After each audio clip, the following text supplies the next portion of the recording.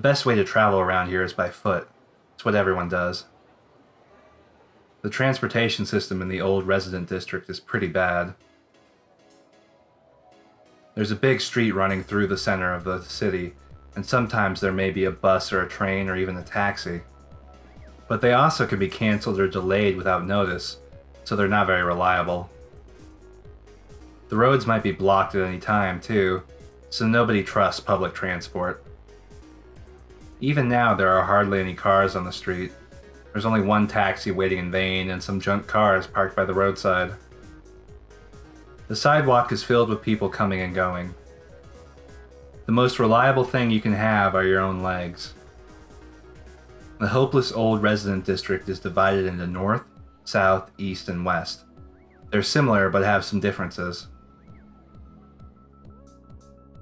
For example, the East District, where both Habon and my home are, is a residential area mixed with parts of downtown. The whole district is relatively safe and it's easy to get your hands on various things. The North District is an off-limits area and has become something like a ghost town. It's unsafe.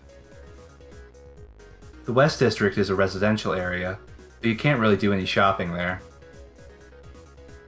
The South District is full of clothing shops, game arcades, and entertainment facilities, so a lot of young people go there. And if you go further than the North District, there's Platinum Jail, a place full of celebrities and corporate purveyors. Platinum Jail. Okay. Toei. Platinum Jail is one of 5 Japanese conglomerates, and when Toei Inc. bought this island, Midorjima, they transformed it to a members-only entertainment area. If the stories I've heard are true, everything there seems to be luxurious. So, in the center of this city, there's like this hyper-rich area with, you know, everything you could ever want, but surrounding it is crushing poverty. Okay, I gotcha. Starting with the Oval Tower, standing in the center of the city, there are huge casinos, movie theaters, shopping malls, and hotels. Anyway, it's packed with all sorts of things. Basically, you can't become a member unless you're invited, but the membership fee is about enough to buy this whole island, or so I've heard.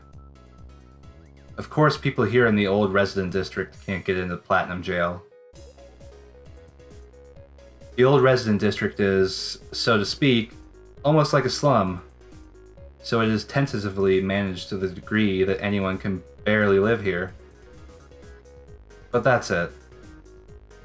The police who only act big are teamed up with the Yakuza and do whatever they want, so there's a huge difference between here and Platinum Jail. It's not like we can do anything about it either.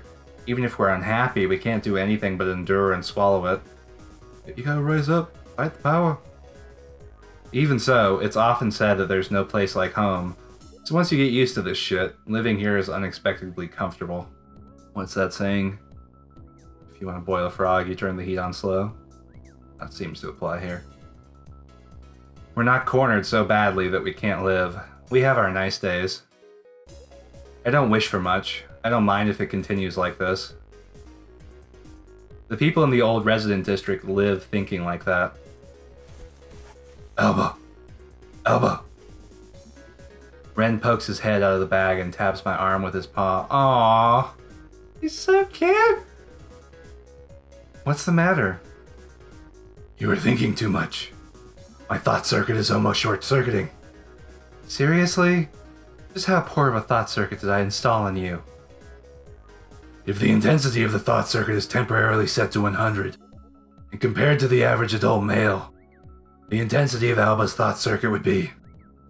Okay, okay. You don't have to tell. It's me who's going to short-circuit from that explanation. Is that so?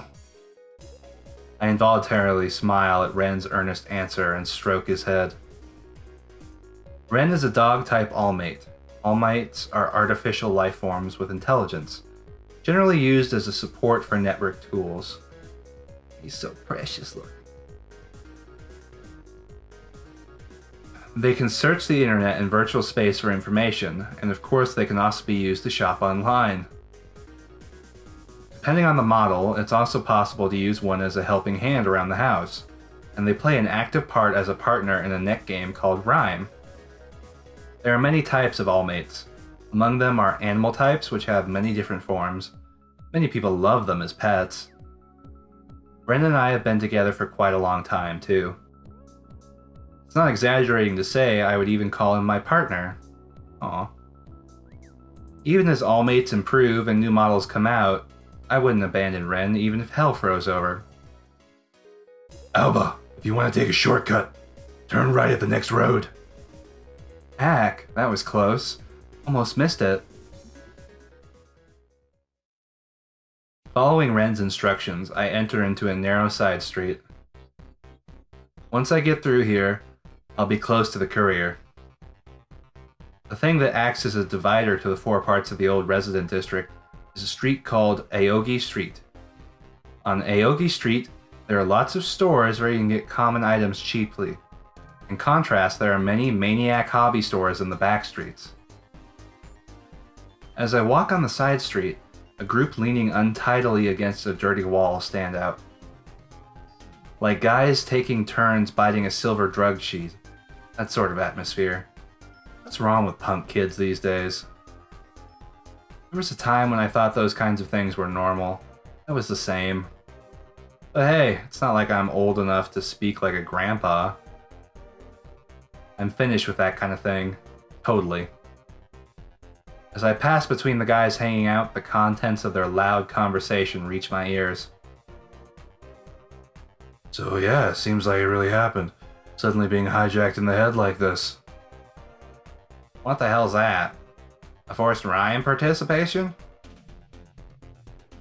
Yeah, it's exactly that. A Rhyme game would suddenly start at some random roadside, and the opponent is crazy strong too. But wouldn't that mean Usi's not there? If so, is it even possible to do Rhyme? Seems like it's possible. I don't really get it though. And if you're not even prepared or anything, isn't it impossible to fight? So you can't even refuse? Apparently it's a no questions asked sort of thing. Anyway, being forcibly pulled in and then beaten, it's like a drive-by. That's pretty bad. They seem to be talking about Rhyme. Rhyme is an avatar-type online fighting game. When opponents connect their consciousness online with a device, they can experience a virtual battle that feels real. There's no notifications as to when and where it's happening at all. When Usui, who performs the holding and judging of the game, appears, then that place becomes the field. At first, it was a free game made by an amateur. The rules were loose, and apparently there was no Usui either then. When it gained popularity fast, Toei Inc. affiliated companies finally became sponsors. Then, there was the strengthening of the system with the adding of Usui, and set official rules, which is what Rhyme is today. Well, since I'm not doing Rhyme, it doesn't concern me. I pass through the alley and walk onto Aogi Street again. I can see the courier's sign at the end of the wide road. While walking towards it, I notice a thick crowd in the middle of the road. It seemed to be a loud fight. Curious onlookers gathered around and made noise. I continue to walk, trying to avoid the whole mess. A stir in the crowd suddenly occurs, followed by a shrill scream. Huh? I look in the center between the curious onlookers, standing on my tippy toes. A big, bulky man shamefully lies on the ground while another man stands next to him. The man standing was facing away from me. Even so, I immediately recognized him. A bright red kimono and a big sword. Can only be him. Oh. Why, you're a big guy, but you weren't that much of a big deal. I can't believe you'd make a mess in front of such a fine lady. Yeah, Koji-san! So cool. So dreamy. That's Kojaku. Okay. When Kojaku taps the sword to his shoulder, The heart-eyed girls rush to him while stepping on the man laying on the ground. Sheesh. I'm really sorry. A woman who is standing at a distance approaches Kojaku and apologetically lowers her head in a bow. I was being selfish. I told him I wanted Kojaku-san to do my hair, and he... So cheeky. Yeah, know when it's your turn, bitch. The embarrassed woman seems to be the lover of the man still laying on the street. Perhaps the two tried to enter Kojaku's shop and started an uproar or something. Kojaku controls the surrounding women gently with his hand gestures and smiles at the bowing woman. Young lady, if that's what you think, then I feel nothing less than honored and privileged to be a hairdresser. Then again, you're all my precious customers. It's really important to keep the line in order. Yes. Your boyfriend was a bit pushy, but he was thinking about what was best for you. Don't blame him too much, okay? Well, please do come again someday. When you do, I'll welcome you. Okay. The troubled woman's expression changes incredibly quickly. Her eyes sparkle and she blushes up to her cheeks. Did this really have to happen? The other surrounding women apparently didn't like where this was going, so they start to push around the enchanted woman. Hey, how long are you gonna stand there? Move over, bitch. Kojaki-san, you broke a sweat, right? I just bought this handkerchief a while ago, but if you'd like, please use it. No, I can't do that. You bought it because you liked it, lady. Right? You should use it for yourself. It's okay. If Kojaku-san uses this, I'm sure this handkerchief would like it too. It too, huh? Since you said it like that, then. I refused, I'd be out of line. Well, I'll thankfully use it then. Kojaku takes the woman's hand together with her handkerchief and draws them closer to himself, smiling. Thanks, little lady.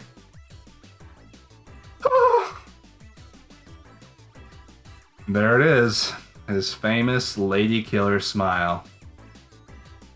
At least that's what I call it. The handkerchief woman goes into a weakened state and attracts glares full of terrible jealousy. Every single woman seems to be poised for the kill. Let's go already.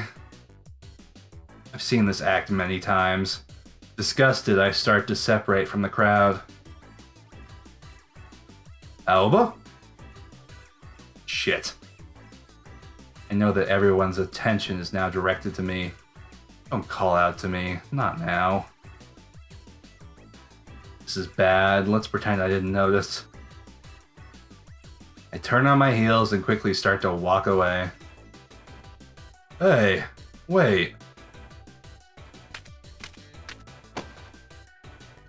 Kojaku, disregarding my attitude, runs after me and catches my arm. Here we go again. Oh. Alba? It really is you. Yo. You've got some bad habits. If you're around, you should say something. Well, yeah, I just happened to be passing by during work. During work? A delivery? Kojaku breathes out and smiles. The surrounding women's eyes become hearts again. The guys in the background are so confused. Look at them, they're like, what's going on? That smiling is his habit from long ago, but there are plenty of women who still fall for it like this. It's like his sub-weapon. However, there are too many people, so speaking is difficult, and the women's eyes are scary. But don't you have work too? Then again, there's all this commotion here. Yep, just because this guy right here tried to ignore the line. Nothing too hard to handle though. Kojaku points at the man who is face down on the road. If you won't give it a rest, someone's going to stab you. Stabbed? By whom? If you look around, you'll see... Feeling jaded, I look at the women who were glaring back at me. It almost feels like they're saying, "It doesn't matter if you're a woman or a man. If you get close to Kojaku, I'll fucking kill you!" with nothing but their glares. Oh, well, should be fine. I look like I'd be stabbed that easily, Alba. Kojaku lifts the edge of his mouth into a smile and laughs. This guy. He certainly is skilled, so I won't say anything else. Kojaku has been aware of the merits of his looks for a long time now, and, not to put it bluntly, he's a casually confident man that's pretty good at fighting. He works as a women's hairdresser at his own pace, and he seems to be quite famous for it. He works according to his own whims and sets up his signs when he wants to. There's no notice, and he doesn't take reservations. Despite that, people always line up immediately. Whenever Kojaku touches your hair, it's supposed to send you to heaven. You think that's a double entendre for coming? Send you to heaven? That's just me? Anyway. I can't even imagine how that works. Through my own eyes, this good guy act seems nothing but like cheap shit. Anyway, keep the fooling around within bounds. How many women do you think are off crying in the shadows? Aw, you keep saying that, but I can't help it. It's shameful for a man to refuse a woman when she's offering herself to him. Women are the treasures of this world. Women are pretty and cute, so I want to be gentle to every one of them. Kojaku-san, you're so cool! I love you. Well, I guess it's fine like that then. Anyway, I'm going now. Right. Kojaku-san, hurry! Hey there, it's my turn next, bitch!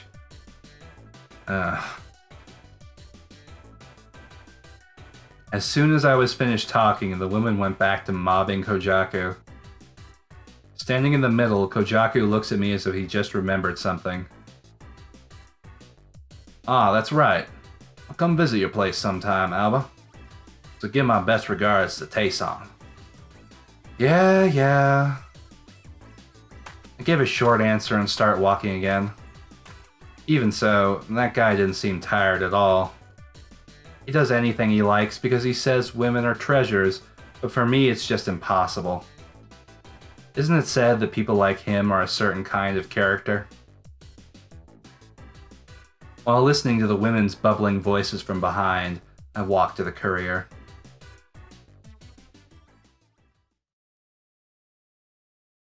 A specialized shipping office. Delivery works. I enter through the sign-bearing automatic doors and am greeted by the smiling face of Yoshi-san, who sits at the reception desk. Oh. Oh, welcome. Oh, Oba-chan. Hello. Thanks, as usual. I bow slightly and put the paper bag on the counter. Holy shit, look at that dog. That's amazing. What is this hair thing? And she's got eyelashes. I mean, I assume it's a she. Just going out on a limb there.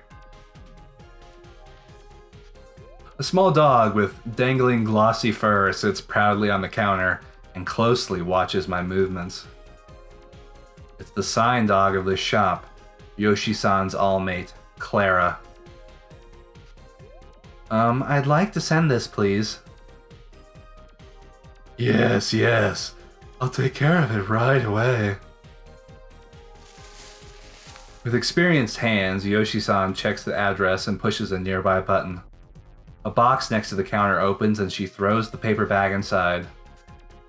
The courier is a shipping service that sends packages immediately to anywhere in the old resident district.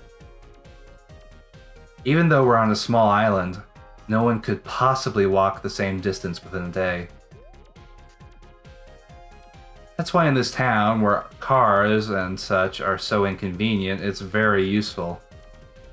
Now then, with this, my work today is done.